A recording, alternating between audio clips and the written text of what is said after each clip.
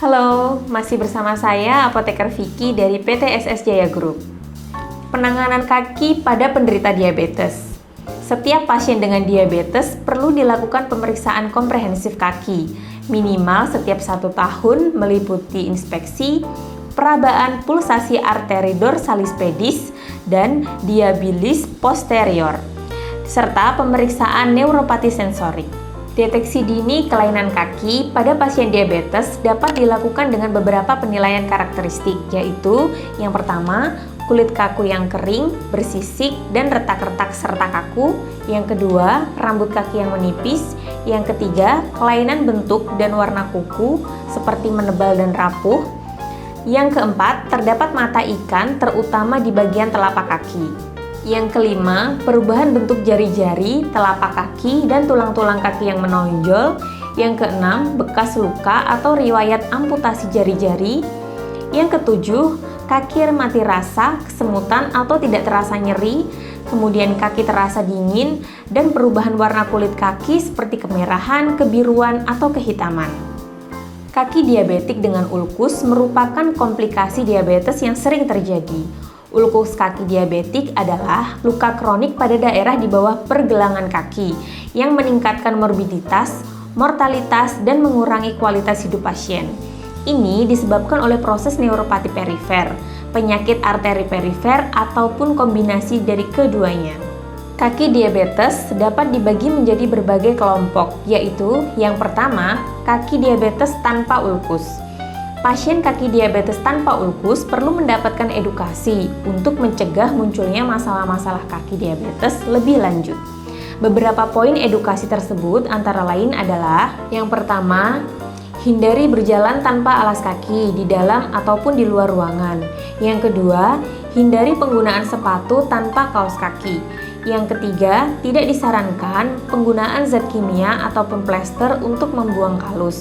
Yang keempat, inspeksi dan palpasi harian perlu dilakukan pada bagian dalam sepatu. Jangan menggunakan sepatu ketat atau dengan tepian yang tajam. Yang kelima, penggunaan minyak dan krim pelembab dapat diberikan pada kulit. Kaki diabetes dengan ulkus. Infeksi pada kaki diabetes merupakan komplikasi yang sering terjadi dan dapat memperberat perjalanan penyakit. Klasifikasi kaki diabetes dengan ulkus dapat dilakukan dengan menggunakan kriteria Wegner. Kriterianya ada 6. Yang pertama, derajat 0. Kulit kaki intak dapat disertai deformasi.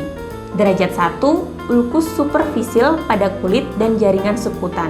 Derajat 2, ulkus meluas ke ligamen, tendon, kapsul sendi, atau fasia dalam tanpa adanya abses atau osteomielitis. Derajat 3, ulkus dalam dengan osteomielitis atau abses. Derajat 4, gangren pada sebagian kaki dengan bagian dalam atau tumit. Derajat 5, gangren ekstensif yang melingkupi seluruh kaki. Pengawasan perbaikan luka dengan infeksi dapat dilakukan dengan penilaian karakteristik ulkus, yaitu ukuran, kedalaman, penampakan, dan lokasi. Ukuran luka dapat dinilai dengan teknik planimetri.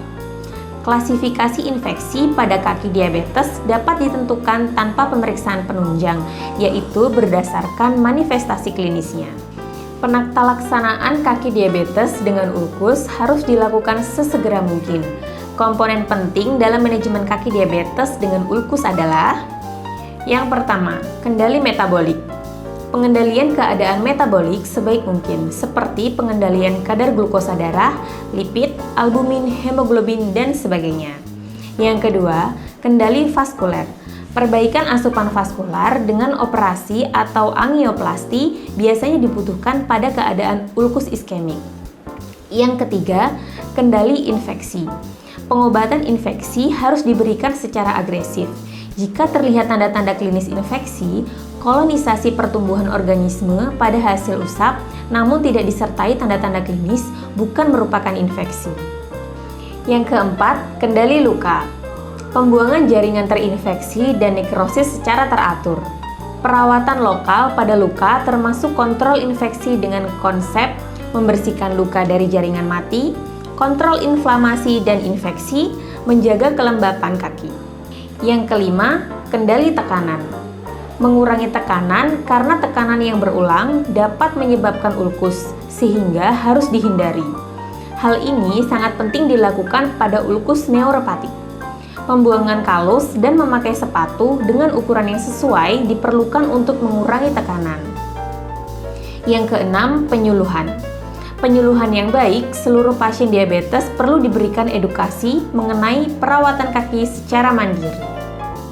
Sekian video edukasi kali ini, jangan lupa subscribe, like, dan follow akun media sosial kami. Jika ada pertanyaan, tulis aja di kolom komentar. Sampai jumpa di video edukasi lainnya. Bye-bye!